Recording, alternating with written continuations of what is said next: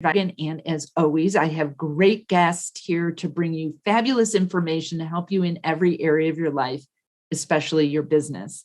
And I am so excited to have Kelly O'Malley here with us today. Kelly is an exceptional advisor that has had incredible growth in her practice in the last year.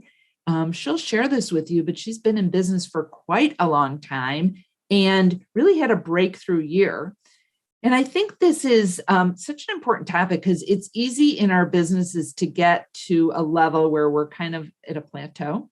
And maybe you go up because the markets go up, but what if you could go up more? What if there was like a bump there? And Kelly's going to share with us how she did that in the last year. And so I'm really excited to have her here. Let me just give you a little bit about her background to give some context. Kelly's a CFP and she's a partner of Oakbrook Wealth Management. And it's a firm focusing on comprehensive planning, retirement plans, wealth management. Kelly has a specialty in 401k business. Prior to working in the financial services industry, she actually worked for Enterprise Rental Car for about 13 years and worked her way up and was responsible for 20 offices. And she really learned a lot about customer service and operational skills in that role. She lives in the Chicago area with her, as she says in her bio, wonderful husband, Mike. I haven't met him, but I trust he is wonderful. And their son, John, who I just learned is the 2017 Youth Conservation Alliance Grand Muskie Fishing Tournament champion. And his service dog, Keanu, like the actor. Like the actor, Keanu. Awesome. John's 17 and has cerebral palsy. He attends the Center for Independence to receive conductive therapy to help him thrive and prevent painful surgeries. And Kelly's got a full life. She's been in business for a while, but let me just start. Kelly, welcome. First of all, so excited you're here. Yeah, thank you for having me. Yeah, so give us a little bit about your background, how long you've been in business, a little about your family situation. I think that would be helpful to put some context around your business growth this year. So I've been in business about 20 years. I started when I was single. I was Rookie of the Year my first year. And then life changed when I got married and I had a premature baby. He was 25 weeks, spent 7 months in the hospital. So I went from Rookie of the Year, having unlimited, ability to do what I could do, to having life change. John is the love of my life along with his father, but he takes a lot of care. So my business started out really strong, and then I made a decision to take care of my current clients because John's care was so much. So I really didn't have as much experience with getting as many new clients. Once his health got better, I really started ramping up my business about 10 years ago. And, as you said, my business is comprehensive financial planning and 401ks for small to medium-sized business owners. And I think about 5-7 years ago, I felt like I hit a plateau. I, hit a certain level. I was taking care of my family, but with all of John's care, multiple doctor appointments, unexpected hospitalizations. He's on a ventilator at night, which frequently the alarm goes off, and I'm the primary caregiver that gets up. Very sleepless nights. About a year and a half ago, I didn't know if I could do better, right? I'd hit a plateau. I had an assistant, but I thought, you know what, maybe this is as good as it gets. Maybe with my situation that's so physically, mentally, emotionally intense, I'm doing the best I can to be able to take care of my clients, grow my business, but just not hitting higher plateaus. And then, of course, I took Extraordinary Advisor class, and it completely transformed my personal life and my business. So, Kelly, what, in terms of, you said you thought this is what it could be. And I think a lot of advisors get to that point, like they're doing okay. And maybe there's a little thought in their mind, maybe I could be doing better. And then either you have real reasons why anyone would say, well, of course, that totally makes sense with your family situation. And I think a lot of advisors can get to that place and say, well, either it's fine or they feel badly because they're not making more. I should be doing better. I know I had gotten to that point in my career. I had been in business about 10 years and I'm like, I should be doing better. But I was kind of at that plateau. Mm-hmm. So what changed? Like what happened in the last year that you grew? Maybe you can just mention percentage wise or whatever way makes the most sense in terms of the growth that you've experienced in the last 12 months. Yeah. Well, I'm closing in on doubling my assets under management, which is the majority of my revenue, right? We do a ton of wealth management at my firm. So I'm closing in on doubling that number, right?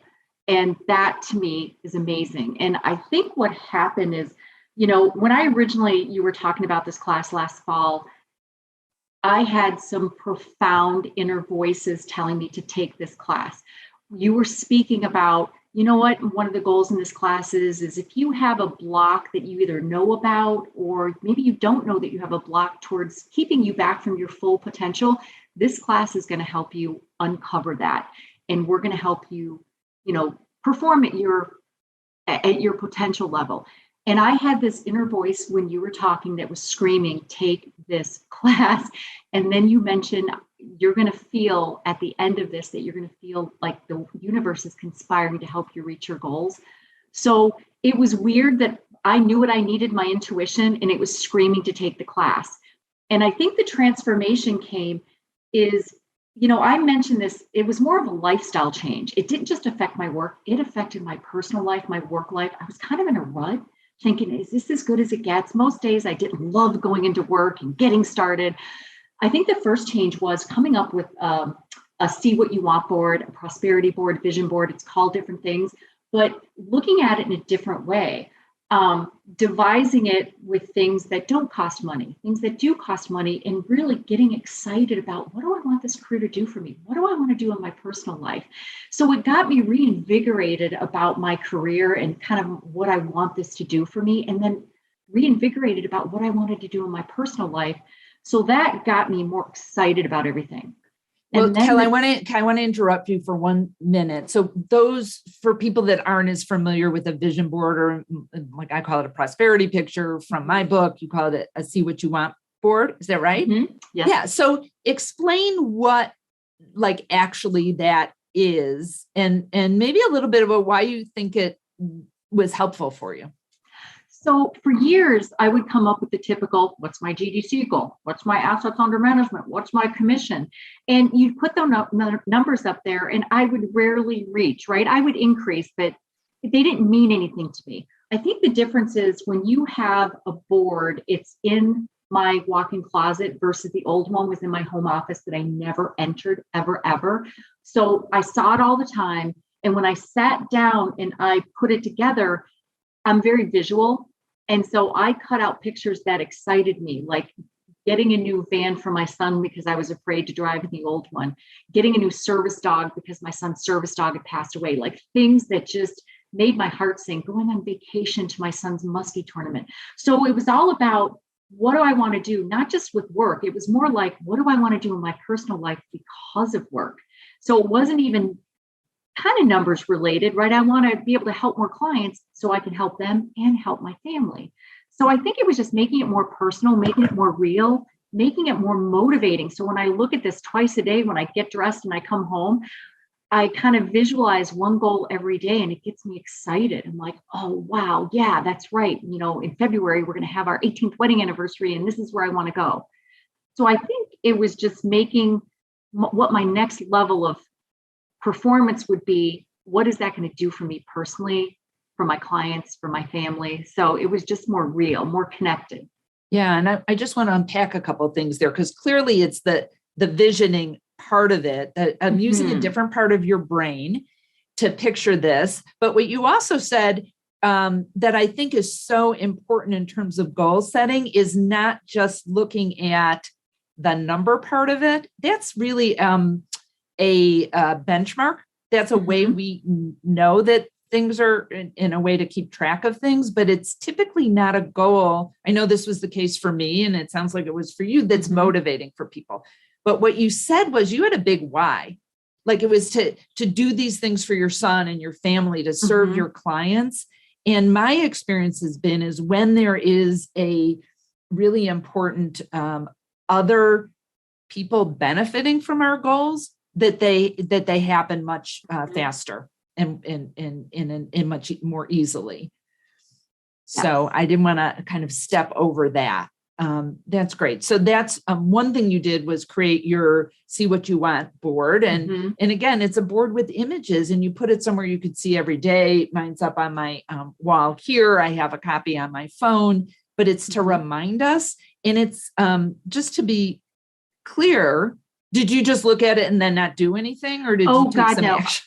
I update it constantly, like at least once a quarter, because, seasons change. And last year I wanted to plant my garden until I can't see my feet. Well, that was done. So I have actually an accomplishment board. That's a second board. That's kind of like, OMG, I did a TED talk last year.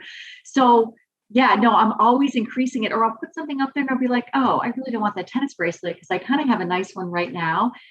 So I'll take it off and I'll put things on there that excite me. So I'd say minimum every 90 days, I'm looking at that. I just did it last weekend, updated it, and mine's digital because I'm not really crafty. So mine's digital, so I can cut and paste cool pictures. Well, you also, okay, so you're keeping it updated, but it's not like you just look at it and then sit in waiting for the phone to ring and not doing anything, right? Like you're taking action. Oh, yes. In fact, that's the second thing that has changed my life. If you want me to talk about that, yeah, journaling daily has been off the charts. And I think that really helped propel my focus, right? Because with my son's care, it's always constantly calling doctor's appointments, prescription, unexpected hospitalizations. And so I think a lot of times my head was full of John stuff and, now I have to work, but it was still full of John stuff, but I didn't know it. So I think when I started my journaling twice a day, right? In the morning, I write down 3 important things to do that are going to make today great. Sometimes it's personal, right? Have a romantic night with my husband. Most of the time during the week, it's work goals, right? Got a big presentation, got to prep for something, got to make that, prospect phone call. So what it did is it just honed in my focus. Those are the first things I take care of. And I was able to propel my business forward because instead of waking up and maybe doing the easy things, maybe doing the admin things, I woke up with what's most important to my clients, my business, my family. I got those 3 things done first. So a lot of times I was done by half day. I would take a half day off because I'm like, you know what? I did the important things. I'm going to take a half day off. So the journaling helped laser focus me, made me feel more intelligent because 5 weeks into doing this twice per day, and it takes 60 seconds, maybe 5 minutes at the most.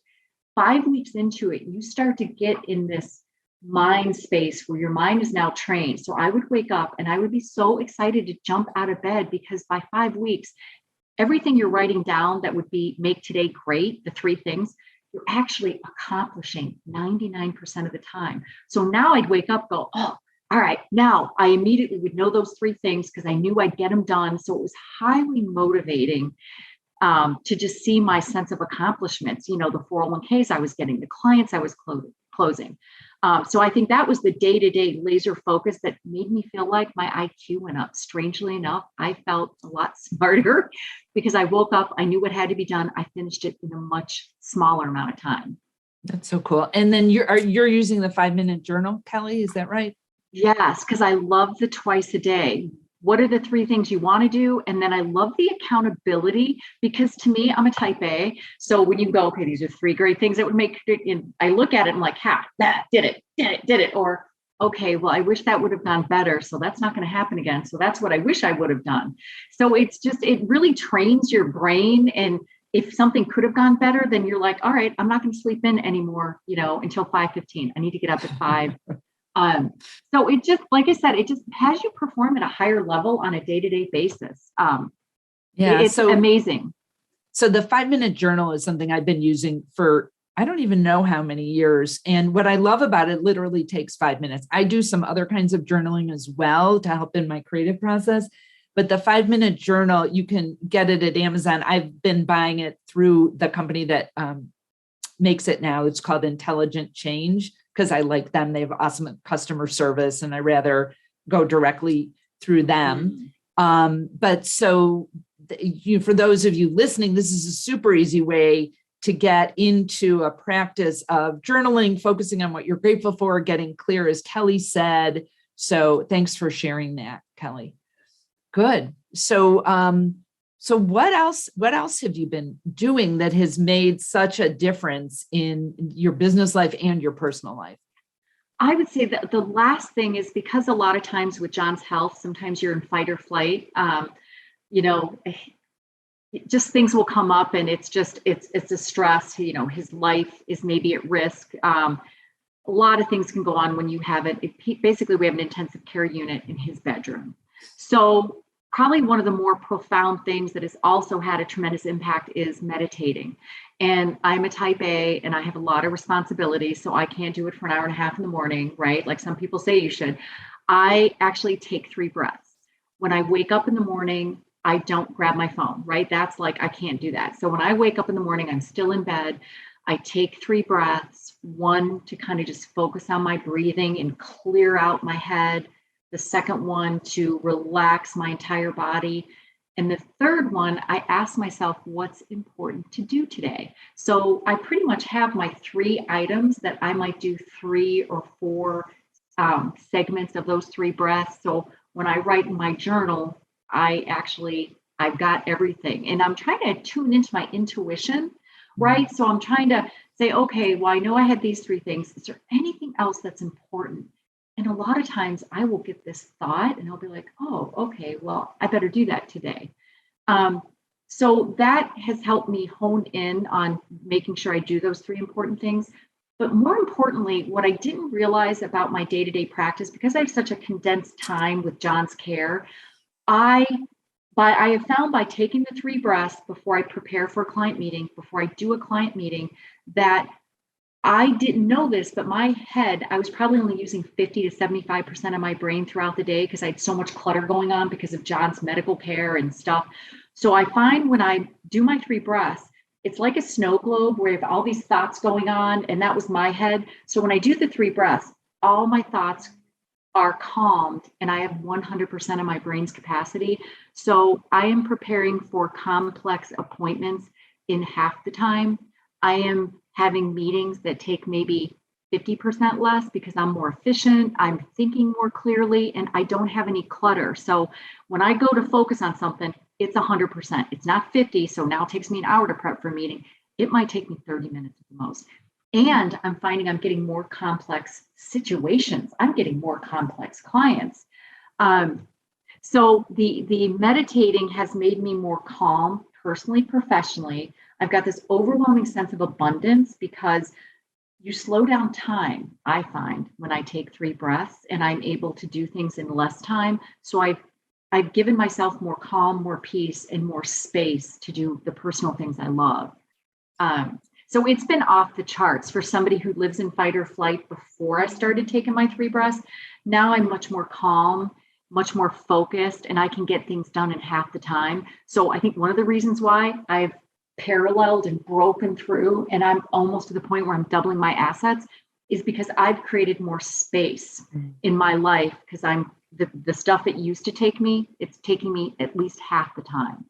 So I've created more space to take care of more clients. That's so interesting. So I have a couple different questions on this.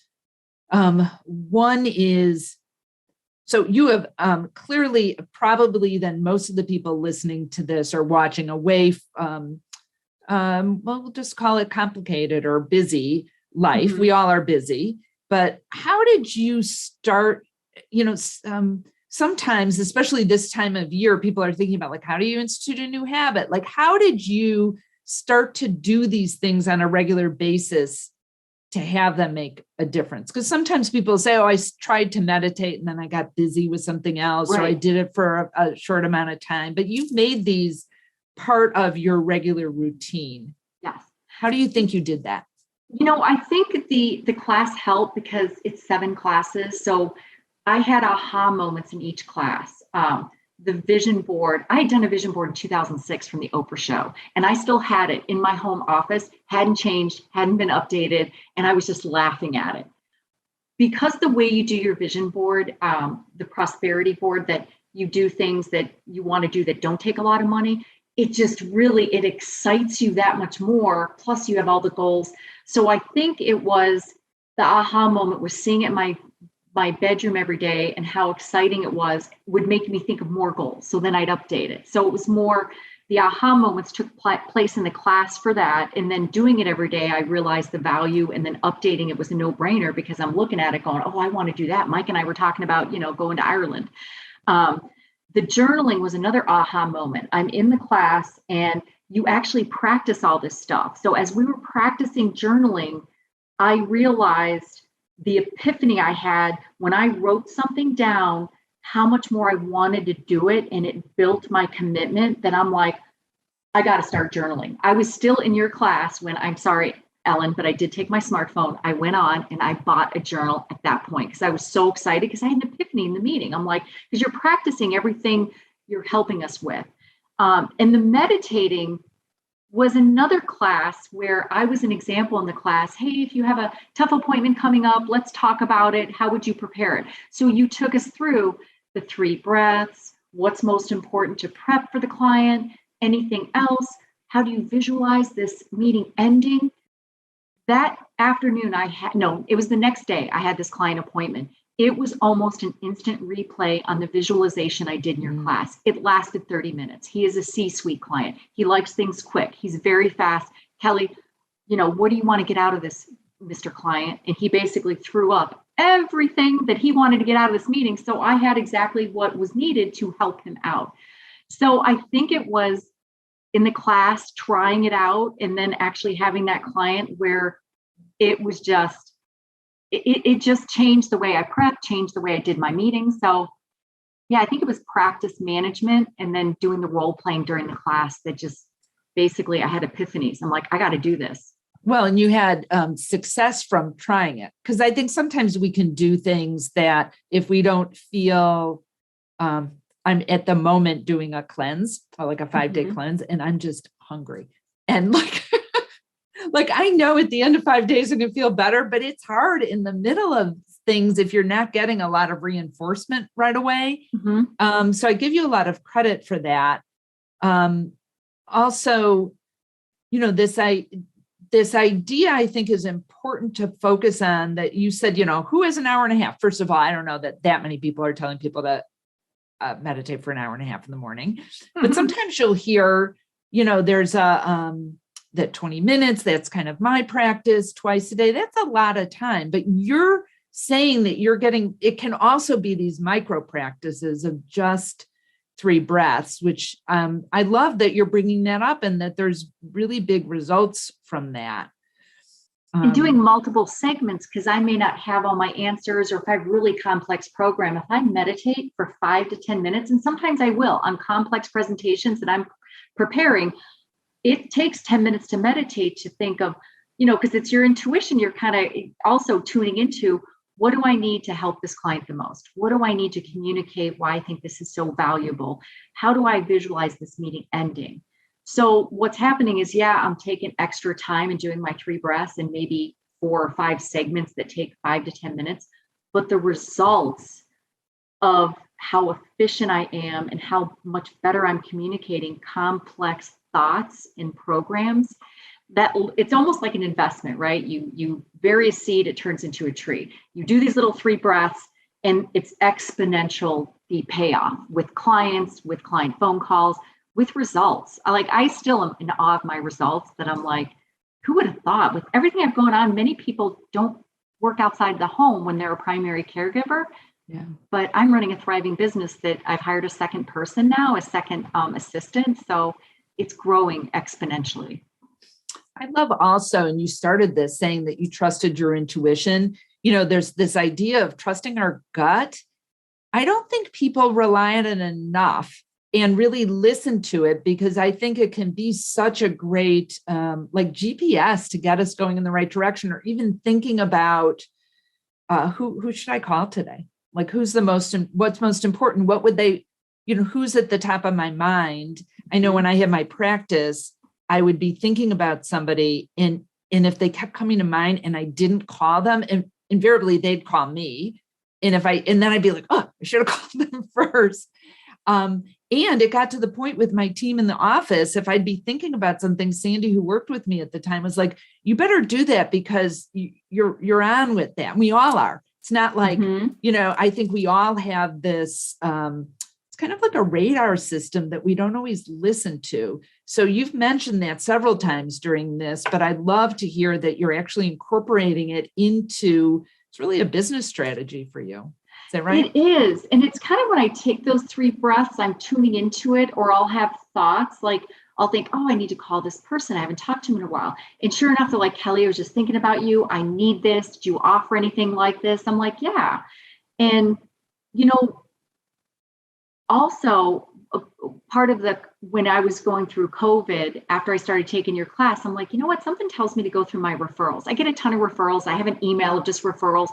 I started going through, and again, I'm like, oh, I think this person is one that might still need someone. And they did. They had interviewed 3 people, hadn't made a decision.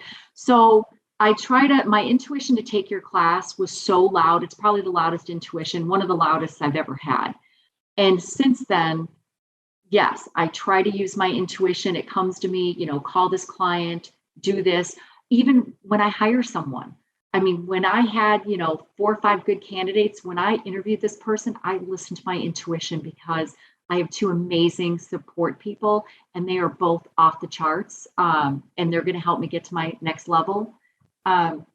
So yeah, it's still a skill I want to get better at. I still think I need to get better at, but I'm getting referrals once a week as opposed to once a month.